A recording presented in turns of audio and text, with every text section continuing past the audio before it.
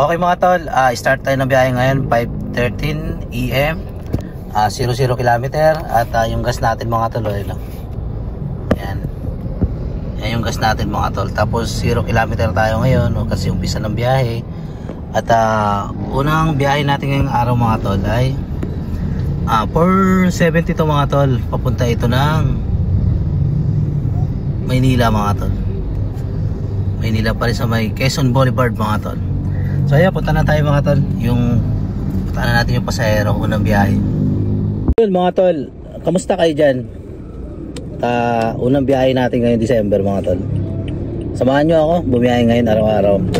Abangan nyo yung mga halos daily upload ko mga tol, para makita nyo yung sitwasyon ng biyahe ngayong panahon ng December mga tol. Buwan ng December. Kasi marami kasi nag-iiyakan dun sa sa mga Facebook group Sa totoo lang mga tol, marami naman talagang pasahero kapag rush hour. Pero kapag hindi rush hour, halimbawa mga alas 10, alas 11, kahit saang terminal kayo, kahit saang public transportasyon kayo mga tol, makikita nyo pila lahat ang mga public vehicle mga tol. Pila, wala ganong pasahero. Normal yan mga tol, dahil noong nagta-tricycle ako, halos 9 years po ako pumapasada doon. Alam ko kung anong oras ang dagsa ng pasahero. Alam ko rin kung anong oras yung patay o wala ganong pasahero mga tol. So kung ganun sa amin sa Toda, siguro walang pinagkaiba yan dito sa sa Grab, kasi namamasada rin kami. Pinagkaiba lang sasakyan ang gamit namin. At ang nakakalungkot ang mga tol, binalita kasi noong nakaraan na ang demand surge ng Grab parang binabaan yata o inalis. Hindi ko alam binaba o inalis. Nakakalungkot lang kasi alam naman natin kapag high demand surge, rush hour yun, matraffic. Pag pick up pa lang naku po, katakot-takot mga tol. Pag pick up pa lang ng pasahero mga tol. Kaya yun lang, nakakalungkot lang. Tsaka medyo mababang pamasahe ngayon mga tol kumpara noon. Kaya may tumawid. Napapansin ko yung iba na yung mga datihan na driver dito sa Grab talagang dumadaing. Ako hindi ko naabutan yun yung kalakasan ng biyahe na talagang bukbukan at umuulan, bumabagyo ng pasahero mga tol, at ang tataas ng ng pamasahe. Hindi ko naabutan yun. Ang pinakamababa nga nila doon sa 12 hours na biyahe, nasa 7,000 mga tol. Yung isang kasama ko kapag nagpi-15 o 16 hours, nakaka 9 o 10,000 mga tol. Pero ngayon siguro panaginip na lang yun. Kumbaga nakasanayan na kasi nila yun kaya siguro nagrereklamo yung iba. Ako hindi ko na inabutan yun, kaya masaya pa rin ako sa kinikita ko ngayon. So yun mga tol, nandito na ako sa pick up location. Punta ako ng aking passenger. 6:24 at 18 km na tinakbo natin mga tol. Nagbayad ng ating passenger 550 to, kasama ang top up. Ayun mga tol, so mag-stay tayo ng 2 hours, dahil may makukuha tayong 400 pesos na bonus. Sayang din yan, panggas din yan. So ayan, sakop yan buong Metro Manila. Paikot dito ako ngayon sa Manila mga tol. Quiapo Church, Luneta Park, tapos ito ay eskwelahan dito banda. Ayan, stay tayo. Sana may pumasok na booking. Yan, 8:45 na mga tol. Ang natakbo na natin ay 60.4 km mga tol. Bali, dito nga pala ako sa General Trias mga tol. Pinasukan ako mula Makati hanggang dito. Bali, nakano na ako mga tol, 16:17 mga tol. Ngayong araw ng Biyernes, December mga tol, Biyernes. Yan, 16 na tayo mga tol. Pinasukan kasi ako kanina mga 87, 74, 150. Yan, tapos ito yung pinakalas na natin, 664. Kaya umabot siya ng 1667 mga tol. Breakdown natin yun. Ito labas to mga tol. Ito yung toll na binayaran ng pasahero mga tol. Papasok yan dito sa cash wallet. Ayan. Hindi kasama sa income yung toll mga tol. So mag-aantay tayo ng booking mga tol. At 22 minutes na lang mga tol ang bilang. Pag natapos yan 22 minutes na yan, yan po yung palatandaan kung makakatanggap ba tayo ng tawag nito yung incentive na 400 pesos mga tol. Parang ito yung incentive mga tol. Saan ba yan? Yan, nawala mga tol. Yung incentive dito yun eh. Ito. Yan, itong incentive na to mga tol. 400 pesos mga tol. Sabi dito, first ride must start in Metro Manila only between 6 AM to 7 AM. Pagdating ng 7 AM mga tol, magbibilang na yan. Hanggang alas 9 yan mga tol. Ayan, dapat wala kang cancel dyan. Kaya nga wala akong cancel dito eh.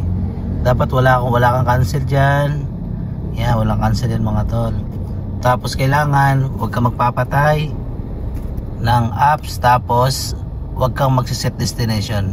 No, antayin mo mawala yan matapos yan. Kasi pag magpatay ka mga tol, gagawin no, may break naman. Pero kailangan talaga stay online lang muna. Yan, pinaka the best, stay online. Antayin natin 400 pesos, sayang din yun. So ayun mga tol, balitaan ko kayo kung makukuha ko ba yung 400 pesos mga tol. Wala eh, hanap muna ako ng makakainan dito kasi sa bandang probinsya, General Trias. Madalang na ang booking mga tol. Dito kagaya sa Manila na sobrang dami ng tao at sobrang dami nagbubook. Dito kasi sa General Trias ano dito mga tol magandang transportasyon dito mga tol. Kumbaga maraming pwedeng sakyan dito, tricycle, jeep, bus. Sa kasi sa Manila marami kasi doon mga mayayaman, mapipera. So mas pinipili nila ang Grab kasi point to point yun mga tol. Point to point po yun. Susunduin ka ng driver, ihahatid ka ng driver. So yun po yung pinaka the best. Ihi muna ako dito, tapos kakain ako ng Paris. Mga tol, tapos ko lang kumain dito sa Tansa Cavite mga tol. Nagabang pa rin ako ng booking, wala pang pumapasok. Siguro ang gagawin ko, gagapang na ako pa Bacoor mga tol. Nandun yung maraming pasahero sa may bandang Bacoor, yung mga Chinese papuntang Manila, papuntang airport, saka papuntang Pasay mga tol, yung mga Chinese na mga sugarol. So mga tol, abang-abang muna. 9:40 na mga tol, at ito na, may nakuha na tayo mga tol dito sa General Trias mga tol. 445 sa akin, at ang ruta niya ay papunta ng saan ba to? Sampaloc. Hindi ko alam kung Cavite pa rin to mga tol Tama, Cavite pa rin to mga tol, malapit sa Silang. Puntahan ko na to mga tol, mas maganda naman to kaysa sa Manila kasi traffic dun Ito na mga tol, pinasukan tayo dito sa General Trias, Cavite. Yan, dito lang din sa Cavite mga tol, pero sa kabilang side, sa mga bulo-bulo bundukin. Okay na to mga tol, 400 din naman kaysa naman sa sa Maynila, pipick up ka lang doon, pambihira.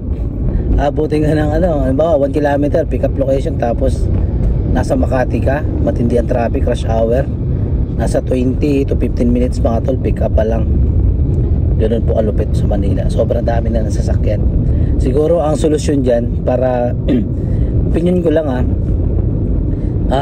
sa mga parking area, lahat ng establishmento na may parking, dapat may bayad. Ganun, lakihan nila yung bayad, kagaya ng ginawa dyan sa airport terminal. Ang parking dyan mga tol mataas, tapos yung succeeding hours, bawa 3 hours lang parking mo.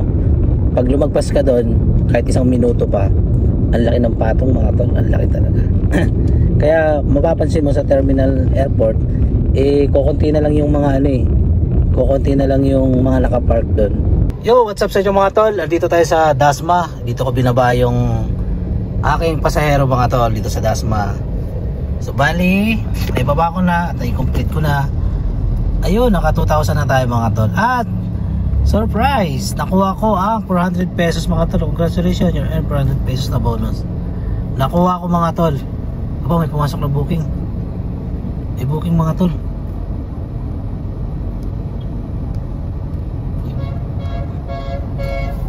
Oh, andito yata yung pasahero Andito mga tol, 119.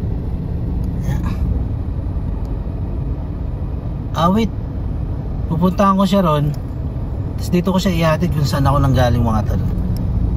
Cancel ko muna mga tol, pasensya na. Nakuha ko rin naman yung ano eh, yung incentive. Okay lang yan, wala problema dun mga tol. Bali magsiset destination ako mga tol lang pa ano, SM Fairview mga tol. Ayan, SM, ito SM Fairview mga tol. Yan, para pwede tayo pasukan mga tol. Pwede naman mag-cancel, wala naman problema mga tol. Ayan, SM Fairview. Tapos mag-antay tayo ng mga 20 to 30 minutes mga tol na pasukan. So naka 2,000 na tayo, no? Alas 10 pa lang. Parang kukota yata tayo dito. So ayun mga tol. Ay mga tol, pinasukan tayo ng booking. Pipick up tayo 1.6 km. Tapos ihahatid natin kung saan ako nakahinto. Dito sa Dasma. SM ano pala to? Dasma. Hindi, Robinson Dasma mga tol. So ayun mga tol, andito nga pala ako sa may puno. At pinasukan na ako ng booking mga tol. Sa haba ng pag-aantay, alas 11 na oh. Mula alas 10. Sa haba na, ay alas 9 yata yun mga tol, alas 10, di ko alam. Pinasukan tayo, 4:31 sa akin mga tol. Papunta siya ng Alabang. Ayun oh. Sa Pote mga tol. Las Piñas, SM City, Las Piñas mga tol. So ayun, punta na natin mga tol. 1.4 ang kanyang layo at 5 minutes ang itatagal na biyahe. So yung mga tol, halos kulang 2 oras. Ngayon lang ulit ako pinasukan ng booking. Maraming pumapasok kanina. Yun nga lang, malilate mga tol. Tapos pabalik kung saan ako nagbaba kanina sa Dasmariñas, diba? SM Dasma. Mga pabalik dun yung ruta ko, papunta na ako ng ano eh, ng Bacoor o kaya Las Piñas. So doon na yung ruta ko mga tol. Ang ginawa ko, nakakita ako ng malilim na puno na pwedeng tambayan, pwedeng patay ng makina. Kasi kapag wala kasing puno mga tol, tapos nakatambay ka, tapos pinatay mo yung makina, naku po, napakainit nun. Kaya ang ginawa ko, naghanap ako ng matatambayan ng mga puno-puno. Tapos yun na nga, sawa ng Panginoon sinuwerte at pinasukan tayo mga tol. 12:31 mga tol. Bali nandito na ako sa SM sa Las Piñas mga tol. So nanggaling tayo dito kanina, di ba, sa Dasmariñas. So ngayon mga tol, kinita na natin ngayon ay nasa 2,493. Ayun oh. Ngayong Biyernes. Yan. May mga cancel tayo mga tol ano. Okay lang yan, cancel lang yan, basta wag lang lagi mga tol. So naka-off tayo ngayon mga tol. So bali, so yung mga tol, nandito ako sa SM ngayon at nakaramdam kasi ako ng antok, kaya idlip muna ako kahit mga 1.5 hours mga tol. Okay na rin naman, naka 2.4 na tayo eh. Kumbaga success na mga tol kumbaga. So yun lang mga tol. Tulog muna ako idlip muna ako kasi naantok ako eh. 4:34 na mga tol, nakauwi na ako at yung gas ko mga tol umilaw na oh. So magagas tayo mga tol. Bali nandito na ako sa Tipolo. So gagawin ko mga tol, nakakota na ako sa akin set destination no. Kota ka na sa my destination jobs. So gagawin ko mga tol, babaybay na lang ako pa uwi. Siguro nasa mga 7 to 6 km pa uwi sa amin mga tol. So bali ang kinita ko ngayon ay 3,366 mga tol. So bali mga tol, kumita nga pala tayo ng 3,366.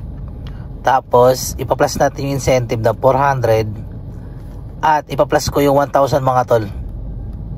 Yan. Bali 4,766 mga tol. Bakit nga ba may 1,000? So yung mga tol, bakit nga ba may 1,000 mga tol? Nga pala mga tol, kaya may 1,000. Meron kasi ako isang pasahero na galing sa Cavite. So ang ginawa namin, sabi niya, wait lang, seatbelt ako. Ang ginawa niya mga tol, nagpadaan siya sa SM. Sabi niya, kuya, daan tayo sa SM, meron lang akong bibil, meron lang akong kukunin ng mga dokumento. Tapos kuya, daan tayo sa PNB. So dumaan kami sa bangko mga tol. Ang tagal ko nun, nagantay, tagal. Pero okay lang, sige lang. Request niya yan, sabi niya siya na daw bahala sa akin. Ang malupit nun mga tol, yung pagbaba niya, binigyan niya ako ng 1,000. Syempre isasama natin yung tip na yun, yung 1,000 na yun. Bali, kumita tayo ng 4,766. O sabihin na lang natin 4,700 mga tol. Ngayon, ang gagawin ko, magagas ako 1,000 ulit. Bali, magiging 3,700 na lang siya, no? Tapos, babawasan ko ng panghulog at pang maintenance ng sasakyan, 1,000 again. Di magiging 2,700 na lang siya mga tol. At babawasan ko pa ng 500 para sa bahay, panggastos namin na 500. So magiging 2,200 na lang siya. So yung 2,200 na yan mga tol, savings ko na ulit yun. Pasok ulit sa kaban yun, sa bangko yun mga tol. So ganun lang mga tol. At 11 hours tayong bumiyahe. Nagumpisa ako ng alas 5, gumarahay ako, nahuminto ako ng biyahe ng 4:30 o 4:30 mahigit mga tol. So ibig sabihin, nasa mga 11 hours tayong bumabiyahe mga tol. So yun lang mga tol. At maraming salamat. At sana natuwa kayo sa mga video ko mga tol, na totoo talaga mayroong tip dito. Totoo po yun. Yung iba nga malalaki mga tol hindi lang natin alam. Pero ayaw kasi ipakita yung pasahero mga tol. Ayaw ko i-vlog dahil alam nyo naman maraming mayayaman dito na gusto nila private lang. Wala nga sila mga Facebook. So yung mga tol, maraming salamat. Ingat kayo dyan. God bless sa inyo. Shoutout sa ating mga mahal na followers na walang sawang nanonood at sumusuporta, at nagiging inspirasyon ako para magkaroon din sila o mag-grab din sila at magkaroon sila ng free time, magkaroon ng sasakyan at maraming oras para sa pamilya. Less hassle dahil walang boss. Ganun mga tol. Ang boss natin pasahero. Pag baba ng pasahero, wala na tayong boss. Pag may pasahero tayo, boss natin yan. So yun mga tol.